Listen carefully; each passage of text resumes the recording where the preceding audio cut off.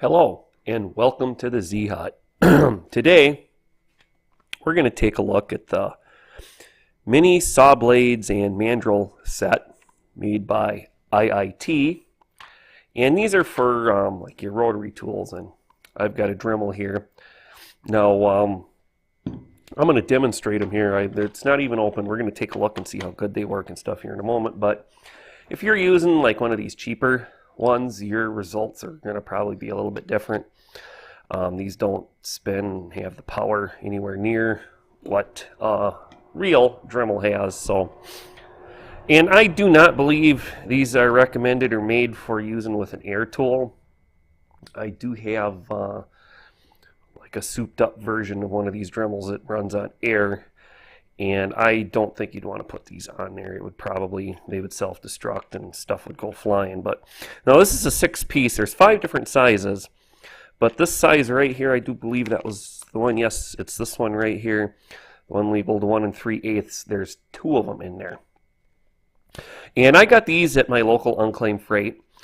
And of course, if you've ever been in an unclaimed freight, at least here in Minnesota, every one that I've been in, and there's a lot of them around, most of the tools they carry are the IIT, and it's cheap stuff.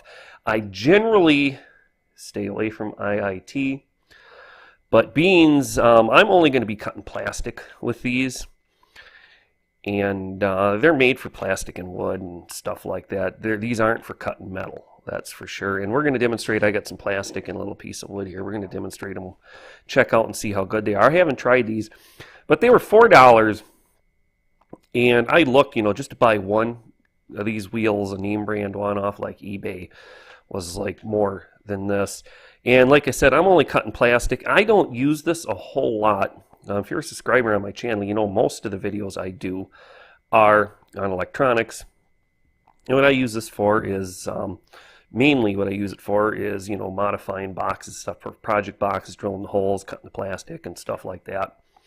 And what I was using before is one of these standard cutoff wheels. It's just this little mini, I don't know what they're made out of, like a fiberglass material or whatever. But I seen these, I'm like, well, and I was actually in there looking for hacksaw blades. That's one of the few things I do buy at the unclaimed freight store for tool-wise, because I go through a lot of them. And this was right next to them, so I figured, what the heck, $4. So, like I said, I haven't opened this yet. I've never tried these. So we're going to do a test here and see how good they are. So I'm going to go ahead and open the package up.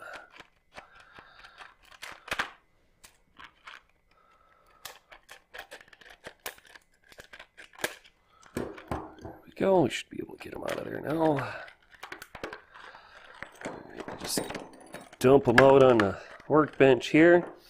I think I'll throw this away because I actually got a little toolbox I can keep all these in that my Dremel kit goes in. Alright, so I'm going to need a screwdriver, and luckily my toolbox is just right behind me out of camera view. Alright, there's a screwdriver that'll fit it. So, well, this is the one that they put 2 of them in. What was that? 1 3/8. So this is the one we're going to test out. I'm imagining the rest of these are going to work about the same. I think they're just different size depending on your work area. And well, this big one, the teeth are a little finer. But this is the one they gave you 2 of, and that's kind of like an average size, I would guess. It's just a little bigger than the cutoff wheel, but this has been used a little. So, alright, I'm assuming that the lettering goes on the outside. And I might have to grab a rag here, because,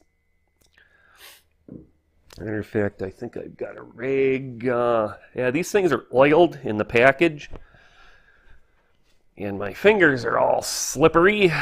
Alright. Sorry about that. I had to walk over to the corner there to get a rag. I'm going to wipe that oil off so I can get a little better grip on this. I don't want this blade coming off while I'm using it. Alright, I got it on there. Ooh. Definitely well oiled. All right, let's put it in our Dremel. Take that out. I'm assuming this will fit. Oh yeah, it fits right in there, perfect. Actually, it appears to be the same size as that mandrel, and that's the one that your standard cutoff wheels use. All right, it's plugged in. Now remember, always wear safety glasses when you use one of these. So let me see.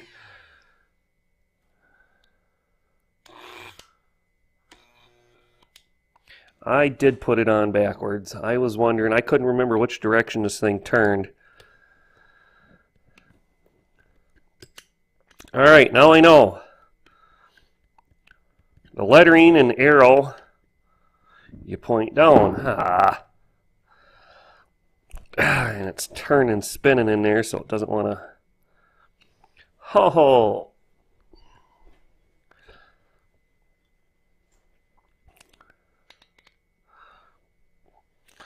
There we go.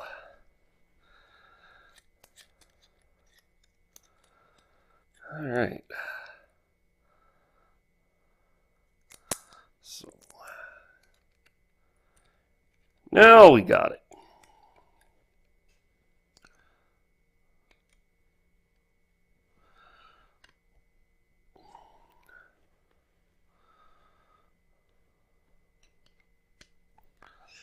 All right, sorry about that little delay there, but now I got it on there and it should be spinning the right way.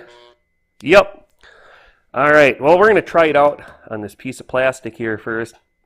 Heck, I suppose I should have showed this. Well, we'll try this, and then I'll put this on and we'll try that, the old regular cutoff wheel. So.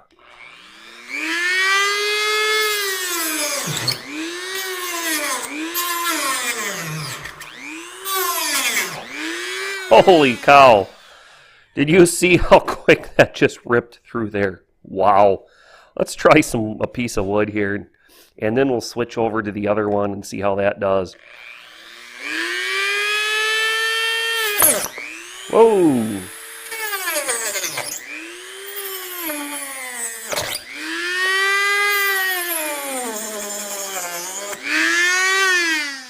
When you're cutting with the wood, it goes pretty quick. You should probably clamp it down and hold this with both hands. As you've seen, it catches and it likes to go. But yeah, that actually cuts the wood not too bad. This is some pretty thin wood too. All right, let's, as a comparison, put the regular wheel on there.